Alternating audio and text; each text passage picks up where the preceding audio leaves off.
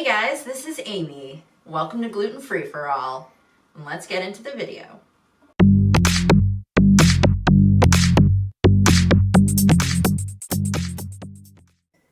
Hey everybody! So today we're going to be making a Simple Mills chocolate muffin and cake mix pan of brownies?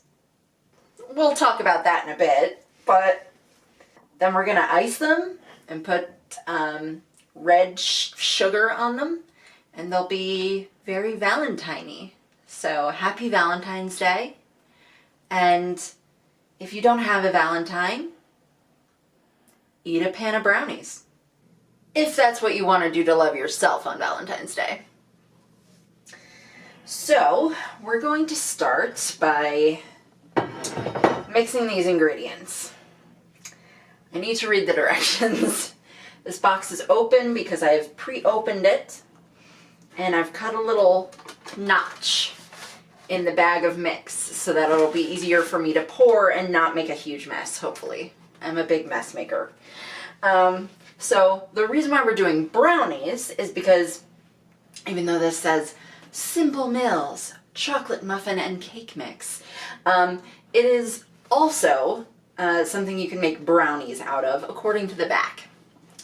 So I'm going to be making the brownies because brownies are better than cakes anyway. I mean, right? Maybe you don't agree, but you know, that's what this video is about.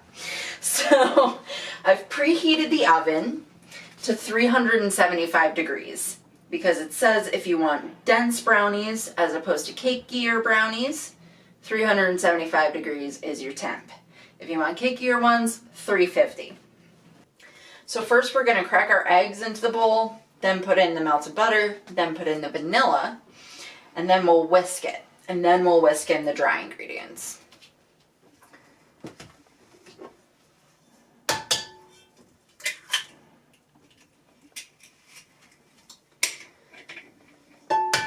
So once these guys are made, I plan on icing them and adding red sprinkles to the top, just to give it a nice Valentine-y flair and to make it sweeter because, you know, who doesn't want sweeter sweets? But first, I'll let you guys know that I'm going to be using these little tins that I have that are heart-shaped. So I have 2 of those that I'm going to use, and then I'm going to have a bunch left over because I'm making the whole mix because that's what the directions are for. So that's what this guy is for, is my extra batter that will then just be brownies, right? Instead of very cute brownies. So what else did we need? I'm talking, but I'm not paying attention here. Okay, so we've got vanilla. Don't know if you need to shake vanilla before you pour it in the measuring spoon, but I like to, just in case. This wants a whole tablespoon of vanilla, which I feel like is a lot, but, you know, vanilla's good, so that's fine, right? So I've got my eggs, my oil, and my vanilla in here, and I'm whisking it up.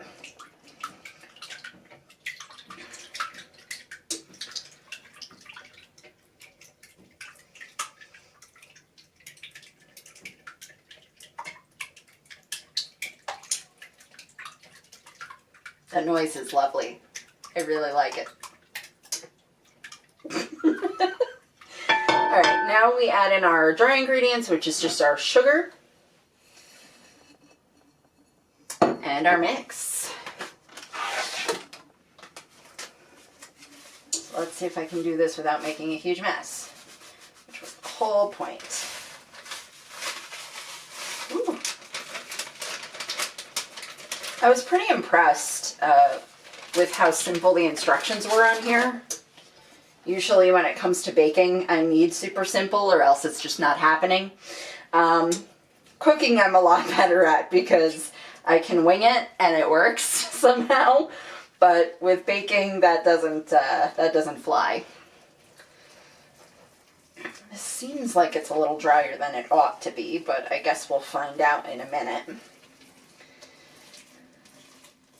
Also, this mix was gifted to me by a friend of mine named Amanda, so calling you out or shouting you out. Got it. I figured it out. Okay. Calling you out is like mean. That's like if you want to fight them or something, right? I don't know. Probably.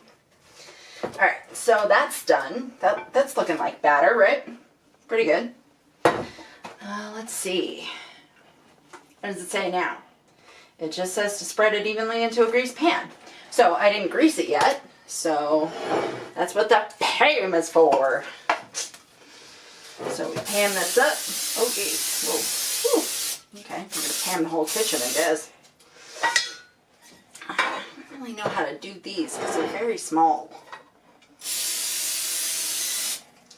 I just really want these to be done well because I don't want to end up with them sticking in here with them being so small. The other thing is I don't want to cook them for as long in these tiny little tins, right? So I'm going to try to cook it for half as long and then check them and make sure that they're done. And this, of course, I'll cook for the intended amount of time because this is, you know, a big pan of brownies.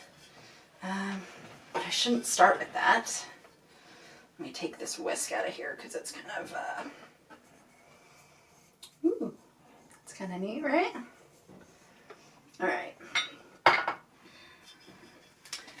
Yeah, maybe I should like hold it over this so if it spills.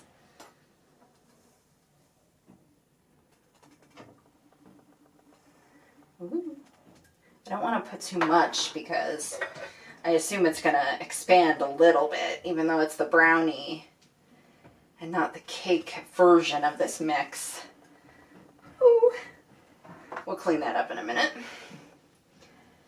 It didn't tell you what size pan to use for the brownie mix, which I thought was weird because they usually give you a size pan to use.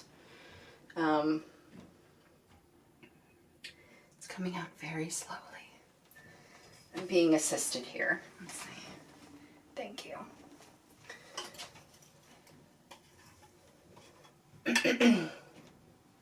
So I used this one because it's a small one. It's red, so it's thematic for the video. And also, I had it. But they didn't tell you what size to do, so I don't know if it's going to come out great or not. Because it doesn't seem like it's going to be very deep here.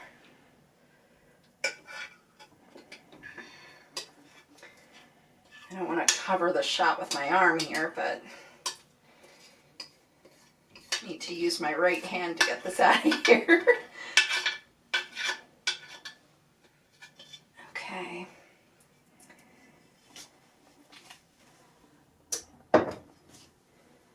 And of course it's on me as well.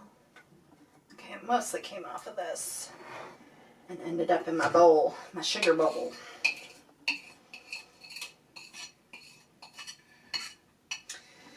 Okay. Yeah, so because this one's so shallow, this one might even cook faster too. So we'll put these in here for 10 minutes. I'll check all 3 of them maybe after 10, and then we'll wait and see. Okay, so I'm gonna try to clean up the mess I made. And once these are a little tidier, I'll get them in the oven and we can start them cooking. Okay, so they're all cleaned up. I'm gonna get them into the oven.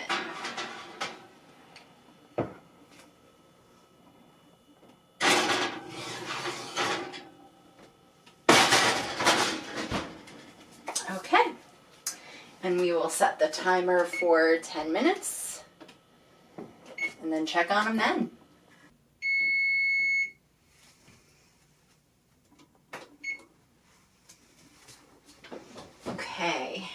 Whoa. He's really puffed up. Oh, but I can tell by how much they're shaking, they're not ready yet. I'll use a toothpick, but I can already tell that this one on the left is too liquidy still. Way too liquidy. This one's too liquidy. This is the one I could tell was too liquidy. Yeah. Okay, so they need more time.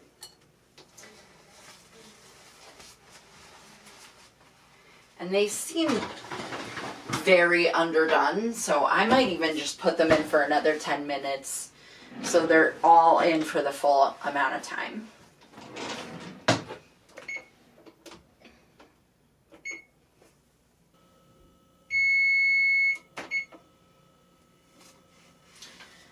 Okay, grab my oven mitts.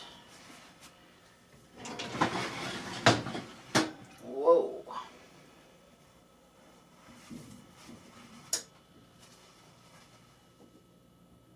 The holes are gone. So I guess they really were undone. Let's see about these. Okay. That was the very moist one in the beginning, and they all seem good. So let me grab these out of here. And I've only used this dish a couple of times, but I have noticed that it turns a darker red when you use it. And I don't know if that's a bad thing or a good thing or, I guess, indifferent. But it does go back to its original color when it stops being hot. So, meh, I guess. Alright, so now I need to let these cool. Does this tell me how long I need to? It does not. So, I'll let them cool for a while, and then I'll cut back in to let you guys see me ice them. Okay, so I have been cooling these on the cooling rack. They're done. So I am going to open our icing. Now I've already removed the seal because I wanted to make sure that it, was good and everything. But this is the Birch Benders vanilla frosting. It's 1 gram net carbs, grain-free, dairy-free, no sugar added, keto-friendly, and all that jazz. So here it is. Oh, the consistency is much more fluffy than I expected. So that's good. So I'm just going to start smoothing it on.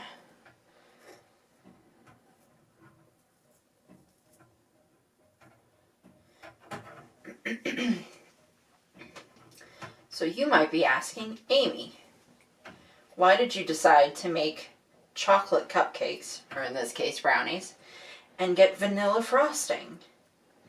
And the answer is, they only had vanilla. But I also like vanilla, so I snuck a taste.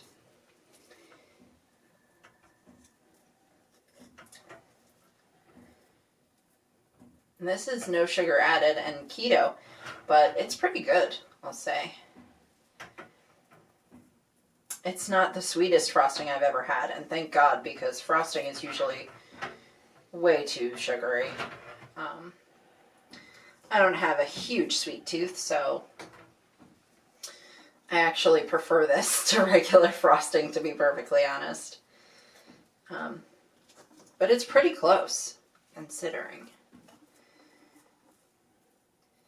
So I'm just smoothing it out on the tops of these as best as I can, which with how these are shaped and how small they are is not as easy as I thought it was going to be. And there we are. So now we have our 2 little hearts. And now for the best part, the sprinkles. Because sprinkles are always the best. I'm just gonna wipe my hands.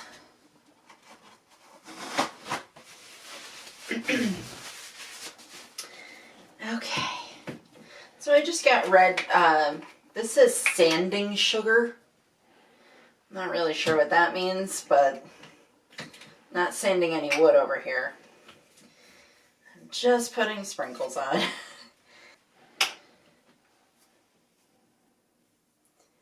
And I'm just sugaring the top.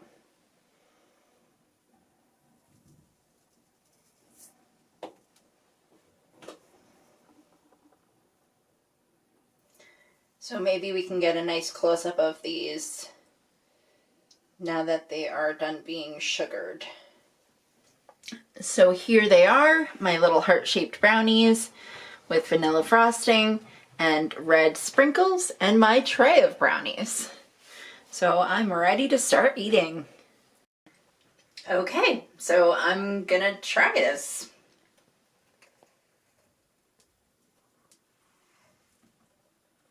I'm gonna set it down because I'm leaking sprinkles everywhere. Ah.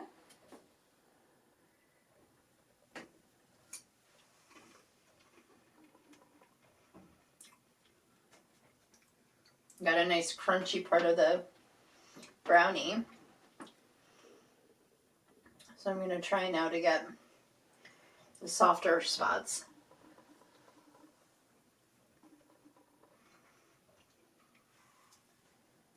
Oh, that's really good. Yeah, I like this frosting. It's nice and fluffy. It doesn't taste like it's just coconut oil.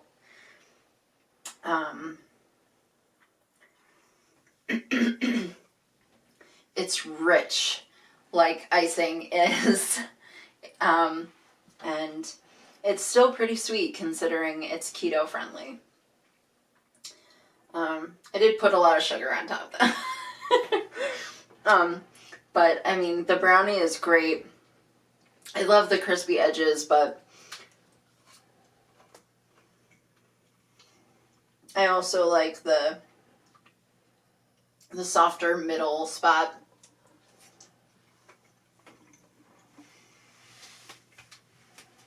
It's a great brownie. I wasn't sure if it was going to come out exactly like I expected a brownie to be, because it says it's a muffin and cake mix. But I followed the brownie instructions and it's a brownie, so, and it's a good brownie, so there we go. So I highly recommend the Simple Mills chocolate muffin and cake mix and the Birch Benders vanilla frosting that is keto friendly, because they are great. So happy Valentine's Day. I hope you enjoy sharing this with your Valentine or eating it by yourself if that's how you choose to spend your holiday. And I hope that you enjoy it either way. Thanks for joining me in celebrating your gluten freedom. Leave your thoughts in the comments section for me below. Like, subscribe, and ring that bell to get notified of new videos. If you'd like to see more of us here at the Geek for All family of channels, check the description box down below. I'm Amy, and thanks so much for watching.